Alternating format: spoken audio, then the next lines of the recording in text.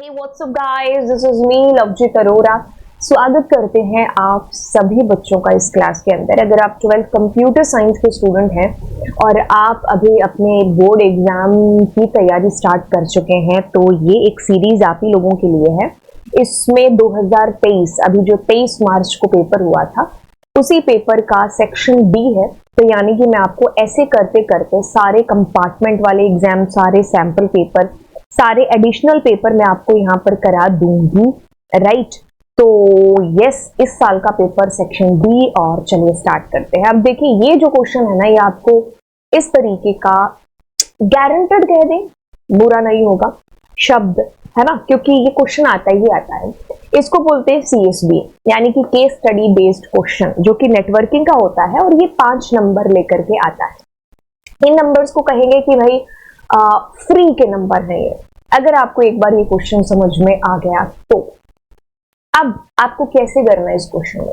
सबसे पहले ना आपको ये ऊपर जो 4-5 लाइनें होती हैं इनको पढ़ना है, बेवजह ही सही, बट आपको इनको पढ़ना है।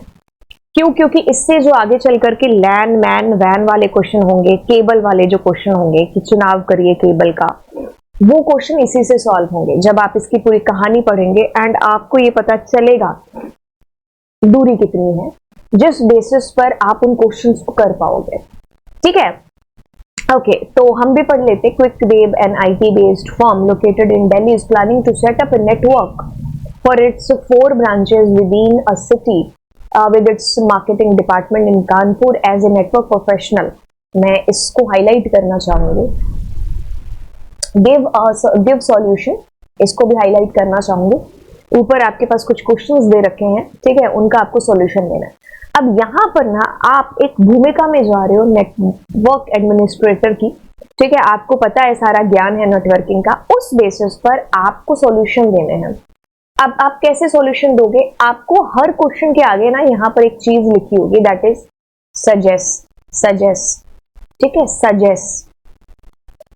इतने भी काके कितने ना कितने होना है, ठीक है, सजेस्ट, ठीक है, ओके। अब हाँ, ये तो डायरेक्ट क्वेश्चन ही है, ठीक है। तो इसमें लगभग आपके पास 90% जो क्वेश्चन होंगे उसमें यही लिखा होगा सजेस्ट करना है, ठीक है। तो सजेशन तो कुछ भी हो सकता है। मतलब अगर तुम्हारी मामा की बेटी है और वो कह रही है कि मैं शादी पे येलो कलर का लहंगा पहनूं कि रेड कलर का कि पिंक का कि ब्लू का, तो तुम्हारा सजेशन उसने मांगा है, बेशक गंदा ही सजेशन सही है, तुम्हारी गंदी सी जो एडवाइस है उसने वो मांग ली बेचारी ने गलती से, है ना। उसका मन पिंक पहनने का कर रहा होगा, लेकिन तुमने उसको कह दिया कि भाई तू ब्लू पहन ले, है ना, ग्रीन पहन ले, है ना, तो माननी पड़ेगी तुम्हारी एडवाइस, है ना। तो तुम्हारे किसी फ्रेंड ने, दूसरे ने बोल दिया कि तुम रेड पहन लो, है ना। तो मैं क्या कह रही हूँ यार, शादी थोड़ी बना रहे हैं हम अपनी कजन की, मैं चीज तुम्हें कह रही हूँ कि सजेशन क्या होते हैं। तो जरूरी नहीं है कि जो तुम सजेस्ट करके आए हो वही दुनिया का एक आखिरी उत्तर होगा, ठीक है। आपको सिर्फ उनको बेस्ट सजेस्ट करना है कि भाई ये कहो, क्योंकि इसमें मल्टीपल आंसर्स होते हैं बहुत सारे क्वेश्चंस के, ठीक है। तो सजेशन मांगा है आपसे, बीइंग नेटवर्क एडमिनिस्ट्रेटर, प्रोफेशनल हो आप नेटवर्किंग के, तब आप इन क्वेश्चंस को अटेम्प्ट कर रहे हो, इसीलिए तो उसको केस स्टडी बेस्ड बोला। अगर रट्टू सा एक आंसर होता तो फिर बात ही क्या होती है ना, कि भाई यही इसका आंसर है, अब आपको यही करना है, फिर वो केस स्टडी बेस्ड हो रही है। डॉक्टर के पास भी तुम जा रहे हो, एक बंदा जा रहा है कि मेरा पेट दर्द और मुझे बुखार चढ़ जाता है ना, पेट दर्द होते, फिर दूसरा बंदा भी, अब दोनों के थोड़े थोड़े सिम्टम्स अलग हैं, लेकिन हो सकता है दोनों को अलग अलग चीजें, बीमारियां हो, है ना, और उस बेसिस पर डॉक्टर केस स्टडी करेगा और उसको अलग दवाई देगा, तुमको अलग देगा, है ना, ठीक है। तो वो वही चीज है कि यहाँ पर केस स्टडी चल रहा है। जरूरी नहीं है कि जो आंसर आपने कर दिया है वही दुनिया का एक सर्वमान्य आंसर होगा। हाँ, कुछ आंसर्स ऐसे होते हैं रटे रटाए जो फिक्स ही हैं, जैसे इनके अंदर हम करने वाले हैं। मैं आपको गारंटी देती हूँ कि आप मेरे साथ मिलकर के इसके 10 क्वेश्चन कर लो, 11वें में तुम कहोगे अरे हो ही क्या रहा है, हम ही बनाते हैं क्वेश्चन, ऐसी बात होती है, ठीक है, ओके। अब देखिए इसके अंदर क्या होता है कि आपके पास में 3 डायग्राम बने होते हैं। एक डायग्राम होता है जिसके अंदर क्या होता है कि आपके पास ऐसे कुछ ये मतलब एक ऐसे बिल्डिंग्स बनी हुई एक डायग्राम सा आता है कि भाई ये कोई बिल्डिंग आपकी A है, ये B है, ये C है, ये ऐसे है। फिर कोई बाहर मान लो एक बिल्डिंग है जो बना दी, ठीक है, ये हो ना हो बाकी ये तो आता ही आता है, ठीक है। इसमें आपको ये बिल्डिंग वाला थोड़ा सा बड़ा बना करके दिखा दिया, ठीक है, कि ये कानपुर की इसकी ब्रांच है, ये दिल्ली की जो खोलना चाह रहे हैं, है ना। फिर उसके बाद में आपके पास में ये पहले नंबर 1 हो गया, ये वाला फर्स्ट डायग्राम, मैंने कहा ना ब्लॉक वाला। दूसरा आपके पास में आता है जिसमें डिस्टेंस लिखी होती है कि कौन सी बिल्डिंग किस बिल्डिंग से कितनी दूर है, ठीक है। फिर उसके बाद में एक डायग्राम आता है जिसमें टोटल नंबर ऑफ कंप्यूटर्स लिखे होते हैं कि हर ब्रांच या हर बिल्डिंग में कितने कंप्यूटर्स पड़े हुए हैं, ठीक है। इनकी बड़ी इंपॉर्टेंस है हर एक टेबल की, हर एक लेआउट के, मतलब ये जो ऊपर बन रखी है ना, ये आपका टेबल वाला, कि भाई कौन सी बिल्डिंग कहाँ है या कितनी बिल्डिंग है। अब आपको क्या है, पहला क्वेश्चन यहां पर पूछा गया है, सजेस्ट करना है आपको the most suitable place to install the server. जैसे ही आपने इसको देखा ना, आधे से ज्यादा जनता के मुंह पर आनी चाहिए स्माइल। क्यों? क्योंकि 70 नंबर का पेपर है, तो आप एक नंबर घर से ही फिक्स करके जा रहे हो, इस क्वेश्चन के आने का ये मतलब है। क्योंकि इसका क्वेश्चन जैसे आपसे पूछा जाए सर्वर क्या है जो कि होता है शक्तिशाली, तो आपको इस क्वेश्चन में फटाफट से नंबर ऑफ कंप्यूटर वाली टेबल को देखना है और कहना है कि सबसे ज्यादा कंप्यूटर किसमें है। आपने कहा ब्रांच बी में, तो बस this is what, this is आपका सर्वर वाली बिल्डिंग। क्यों? क्योंकि the maximum number of computer जो है वो इसी बिल्डिंग के अंदर है। ड्यू टू दिस, यही हमारी क्या है, सर्वर है वाली बिल्डिंग है, ठीक है। तो आप क्या करोगे, suggest the most suitable place. कौन सा प्लेस है? ब्रांच बी, क्योंकि इसमें सबसे ज्यादा कंप्यूटर्स हैं, यही रीजन है इसका, ठीक है। अगर आपसे सुइटेबल रीजन पूछा जाता है ना। अब अगला प्रश्न आपके पास से नहीं आता है कि suggest an ideal layout for connecting all these branches with Delhi. आप में से जितनी जनता बैठी है ना, वो शायद कुछ और के लिए बैठी ना हो या ना हो, ये क्वेश्चन के लिए आप जरूर बैठे होंगे कि भाई मैम प्लीज ये लेआउट बनाना सिखा दो। ऐसे सिखा देंगे, ऐसे। इसको बनाने के 2 तरीके हैं, ठीक है। दोनों तरीके बहुत आसान है। आप पेपर में कौन सा तरीका करके आओगे, दोनों में से कोई कराना, क्योंकि सीबीएसई दोनों के दोनों तरीकों को सही कहता है, ठीक है। लेकिन जो बिल्कुल सही है वो भी तरीका मैं आपको बता दूंगी, और क्यों आपको उसको सजेस्ट करना है और रीजन भी आपको बताऊंगी। अब देखो केबल लेआउट है, इसमें आपको टेबल की जरूरत पड़ेगी जो कि डिस्टेंस वाली टेबल है, ठीक है। अब देखो इसमें क्या है कि आपके पास सामने ये जो ब्रांचेस लग रखी हैं, ये सामने आपके पास है ना, तो इसमें क्या है कि भाई ये दिल्ली ब्रांच है, तो आपने लिख दिया ये ब्रांच ए, ठीक है, क्योंकि आप लेआउट जो बनाओगे ब्रांच बी एंड देन आप क्या बनाओगे, branch C and branch B. अब एक और चीज बताएं आपको, इसमें जरूरी नहीं कि आपको एकदम ऐसे ऐसे एज इट इज लिखना है कि ब्रांच ए का ब्रांच ए, ब्रांच बी है तो ब्रांच बी, ब्रांच सी तो सी, डी तो डी। नहीं, आप आगे पीछे भी कर सकते, क्योंकि ये कोई एक्चुअल फॉर्मेट थोड़ी है। दिस इज जस्ट आपको बताया गया है कि वहां 4 बिल्डिंग है। हो सकता है ब्रांच ए यहां पर हो तो ब्रांच बी इधर हो, ब्रांच सी इधर हो, डी इधर हो। एक्चुअल में तो कुछ भी हो सकता है, ठीक है। ये तो सिर्फ एक आप कह लो कि आपके पास में आपको तो सिर्फ उन्होंने ये चीज दे रखी है कि भाई ये एक तरीके से, मतलब आपको सिर्फ एक फॉर्मेट सा दे रखा है, तो कुछ भी आगे पीछे चल सकता है। बट आप ज्यादातर ऐसे ही बना लो, क्योंकि जो कॉपी चेक करता है ना उसका सेट होता है फॉर्मेट कि भाई ऐसे ऐसे बिल्डिंग है। अब मान लो वो इधर कोई बात कर रहे हैं, नहीं करते हैं बात, लेकिन स्वाभाविक चीज है ना, गलती किसी से भी हो सकती है ना। तो ऐसा तो नहीं है कि आप कॉपी चेक करने वाला बिल्कुल ही वो क्या है कि भाई आप ही की कॉपी है, मतलब तुम उसके मामा के बेटे हो, तो तुम्हारी कॉपी तो ऐसे चेक करेगा जैसे, है ना, हाँ मतलब कुछ मिलना हो, है ना। तो ऐसा नहीं है ना, तुम मामा के बेटे नहीं हो, उसके लिए सारे ही मामा के बेटे हैं। तो इसलिए आप क्या है कि इसका लगभग आप ऐसे ही जानबूझ करके सेम बना करके आओगे, ठीक है। अब जैसे आपने उसको बना दिया ना, आप सबसे पहले क्या है कि आपने ढूंढना है सर्वर वाली बिल्डिंग कौन सी थी, जो अभी हमने की है ब्रांच डी, ठीक है। तो आपने क्या करना है, इसके साथ में सबको जोड़ देना है। ये तरीका नंबर 1 है जो मैं आपको बता रही हूँ। इस एक तरीके में क्या है, बी सी और B D, sorry B C का मतलब है ब्रांच ए सी है और बी डी का मतलब है ब्रांच डी है। मैंने लिखा, मैं भी भूल गया ना, मैं कह रही हूँ बी ए का मतलब क्या हो गया, है ना।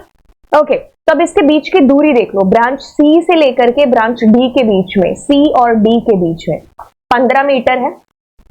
फिर आपके पास ब्रांच ए से branch D, A to D 65 metre. ये लिख के आना आपको, या आपको ऐसे डिनोट करना है कि दिस इज योर सर्वर।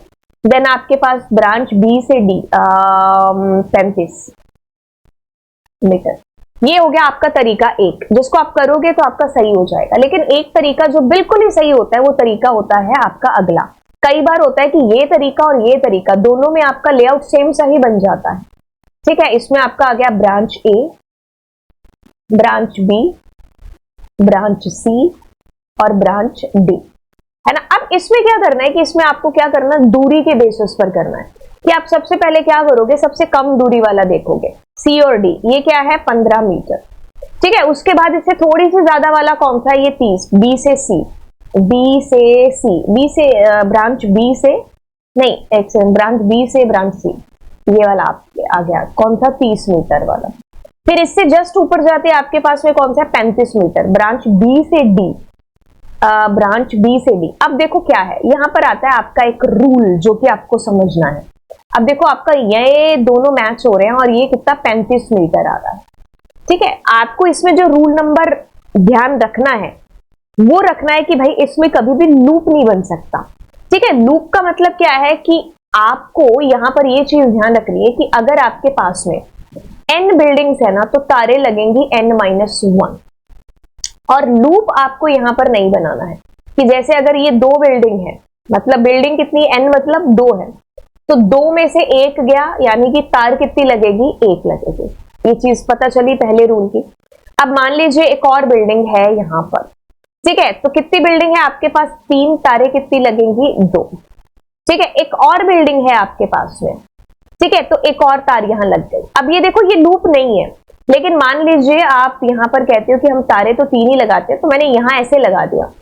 नहीं, ये क्या हो गया, ये लूप हो गया, ये क्लोज हो गया। क्लोज नहीं कर सकते हो इसके अंदर।